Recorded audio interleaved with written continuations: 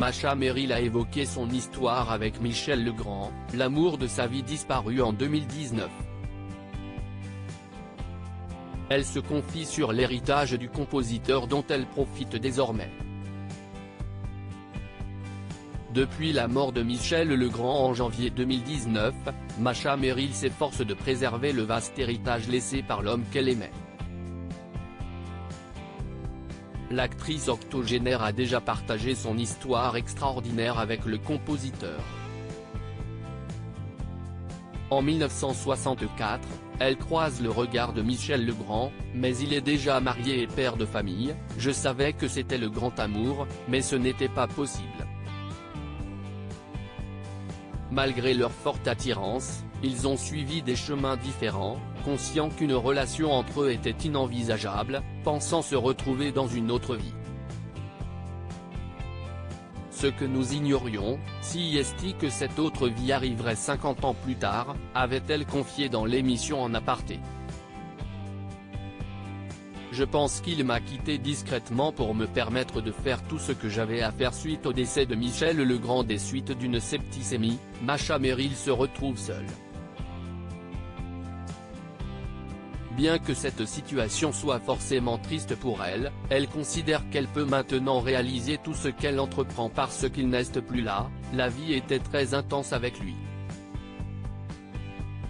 Sa santé n'était pas formidable, donc je devais m'occuper beaucoup de lui, confie-t-elle, émue en évoquant leur passé commun.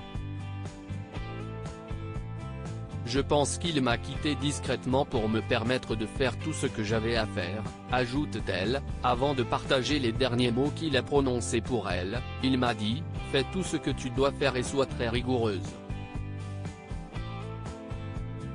Refuse ce qui ne te convient pas. Je n'oublierai jamais cela. Ce vendredi 28 avril dans les pages week-end du Parisien, l'actrice actuellement à l'affiche de la pièce Une étoile au théâtre Montparnasse se confie sur sa vie quotidienne, toujours marquée par le regretté compositeur des Demoiselles de Rochefort. Masha Merrill a hérité d'un château dans le Loiret. Masha Merrill a été interrogée sur son besoin de s'échapper de Paris. En 2019, à la mort de mon mari, Michel Legrand, note de la rédaction. J'ai hérité du domaine de la Motte, un petit château de la fin du XVIIIe siècle situé près de Montargis, dans le Loiret. Je m'y rentrais souvent pour profiter de son calme, de son vaste parc, mais aussi de sa piscine.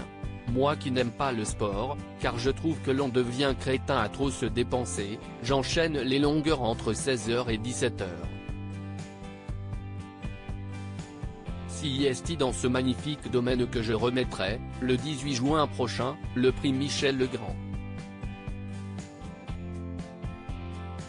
Créé après sa disparition, il récompense des composites de musique de film, explique la comédienne de 82 ans.